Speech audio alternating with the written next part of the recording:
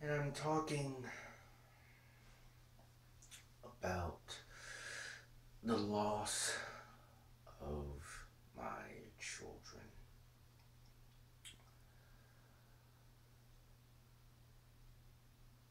I was with someone for a couple of years. Relationship isn't worth remembering. But one of the things that came out of that relationship was that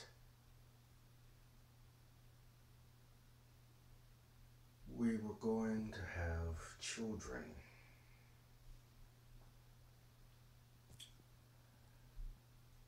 Back in 2008, my ex got pregnant. And we found out it was going to be twins. Now, I was convinced that there had to have been a boy in there. But instead, it was twin girls. I've often believed that God gives men daughters as some kind of payback for whatever they did to females when they were younger. So I must have really been a fuck up if I was going to have girls. My ex decided she was going to name one Serenity, and the other one was going to be named Jalen, after myself, since my own name is Jamal. I never cared much for Jalen, so I took to calling her Jade. Now, in the sonogram pics, Jade already had her mother's face. Poor girl. Serenity, actually, she kind of had my mother's eyes, to be honest.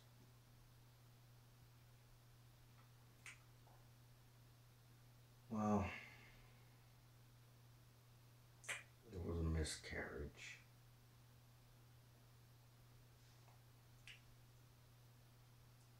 And it really got to me.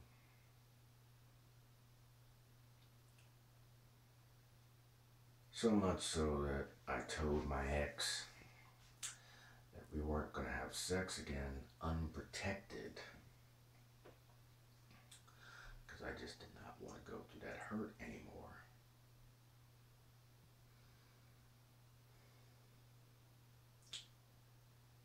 I had to be so strong for my ex, because otherwise she was just going to break down. I had to be the one who kept everything together. When I was alone, I broke down.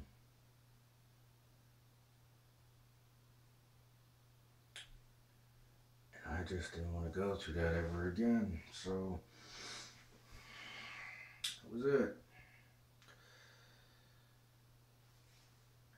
Eventually, she decided she was going to get on the depot shot.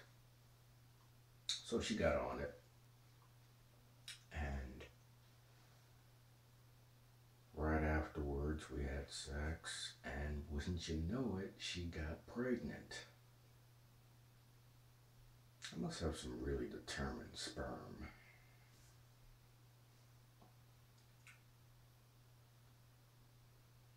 I was shocked. But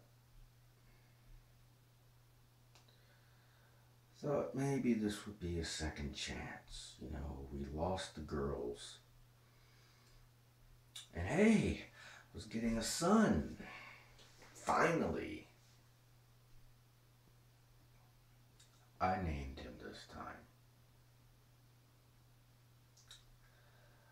Now, I got my name from my dad because he always wanted his child to have a black name. So I decided I wanted my kid to have a black name. So when it came to picking names, I decided I was going to name my son Alexander because they don't get no blacker than Alexander. Couldn't help it. You know, there's something about the name Alexander. It sounded bold and regal, kind of badass. Like Alexander the Great, which is really where I got the name from, Alexander the Great. I was looking forward to him. But during her monthly checkups, they found something was going on with him. And at first, doctors were thinking that there was a potential he might end up having cerebral palsy. But upon further tests, they found that he had this condition where he had no skull and no brain activity. It's a condition I later found out affects 500,000 babies in the womb each year.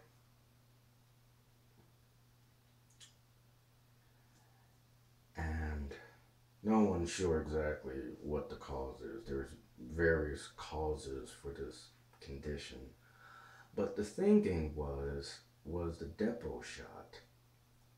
That between the time she got the shot and the time we conceived was not enough time to keep her from getting pregnant, but just enough time to basically contaminate the womb.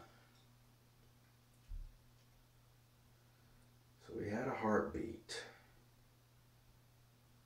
but he was brain dead for all intents and purposes. And there's really no survival rate for babies with this condition. The ones that do survive birth don't live that much longer anyway. So they gave us a choice. She could carry the pregnancy to term, or she could have a forced induced labor where she would have a forced miscarriage.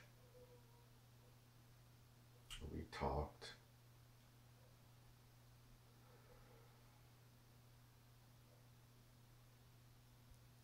I just didn't want him to suffer. All I could think about was him suffering.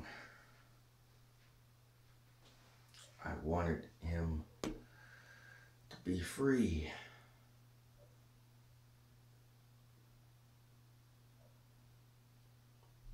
I didn't want him to have to hurt. He was stuck. It's like he was in limbo. He wasn't aware.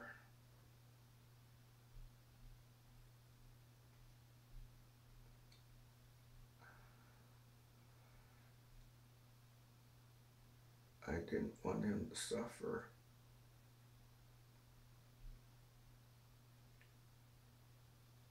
So it was my call. I made the choice.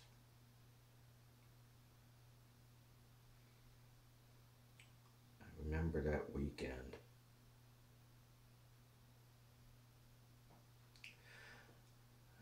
that Saturday, we went to this American deli fast food place, and she had cheesesteaks because my ex loved to have cheesesteaks.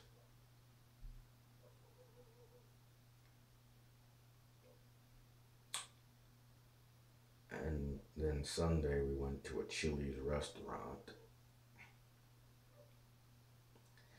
The thinking was if he had to go, at least he could have some good food, some cheesesteaks or whatever.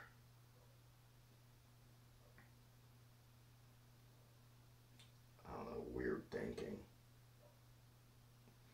It's like that final meal before you go.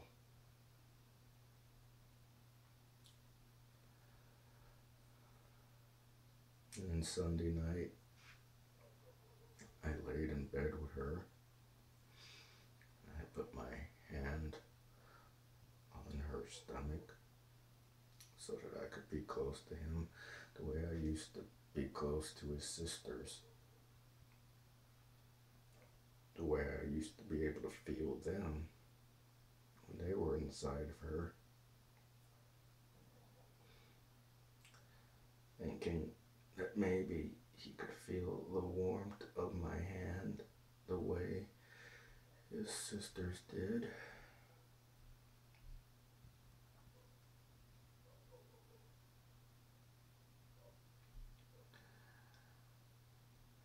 And here's where it gets interesting. Because I had me and my ex used to fight badly. And make a long story short, which I'm sure I'll get into it some other time, I had an assault charge. And I was out on bail. And the condition of my bail was that me and my ex could not have any contact with one another. Well, little did anyone know we were still living together. But if I went to the hospital with her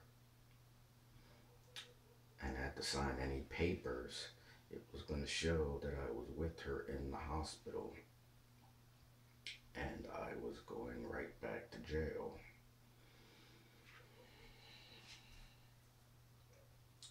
So she had to go to the hospital by herself. And I remember that morning, she stood in the kitchen. I lifted up her shirt. I put my hand on her stomach.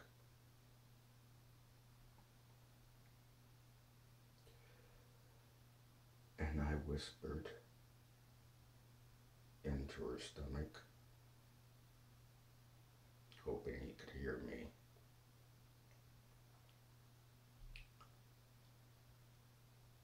And I told him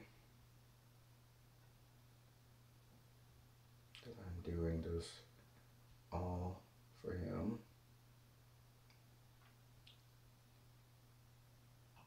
And that I loved him.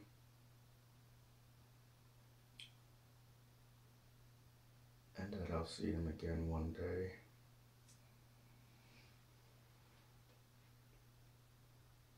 And that he'll always be my boy. And I kissed her stomach, hoping that he could feel it. And I said goodbye to him.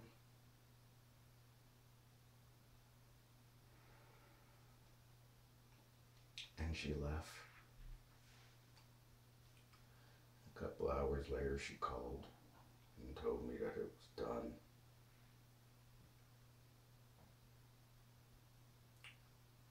She told me that he was born she could hear him gasping for air a couple of times. And then he died.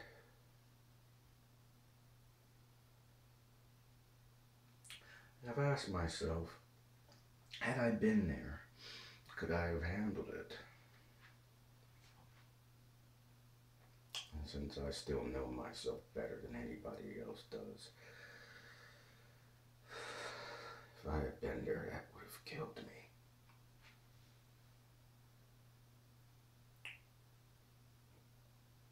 And later she came home.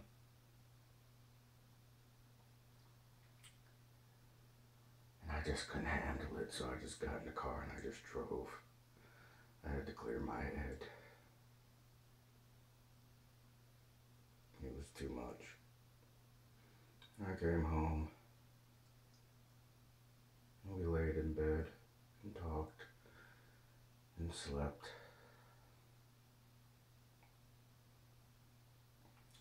But after that, we never really talked about it again. Because every time I tried to bring it up, she wouldn't talk to me. Or if she did talk to me, it was just to blame me. It was my fault she got on the depot. Or it was my fault we chose the miscarriage. She kept saying how she could have raised him herself. Someday everything became my fault. Or she just didn't want to talk to me about it, but she could talk to other people about it.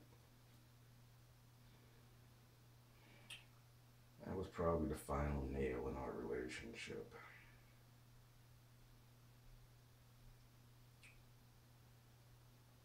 And I was never the same after that.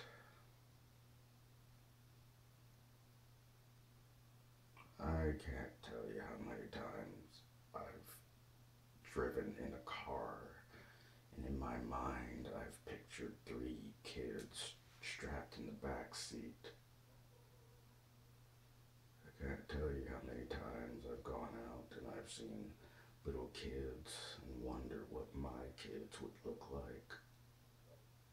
The girls now would be 5, Alex would be 4.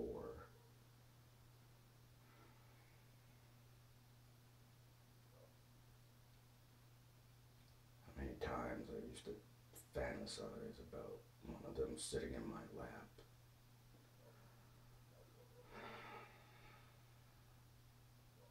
Wanting me to read them a bedtime story or whatever.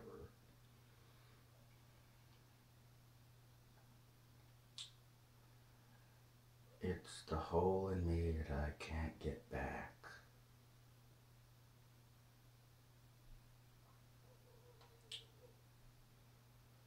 But all I can do is find a way to live and hopefully have a life that would make them proud of me. But it doesn't take away the fact that I want them here to see for themselves.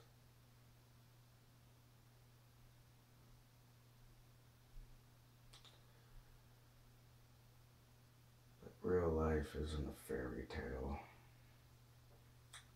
There are no happy endings.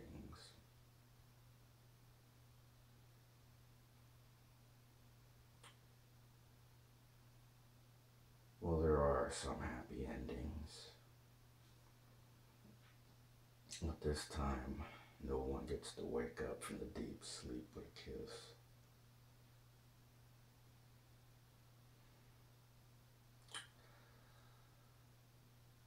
Well, how's that for a Uncle Jamal story?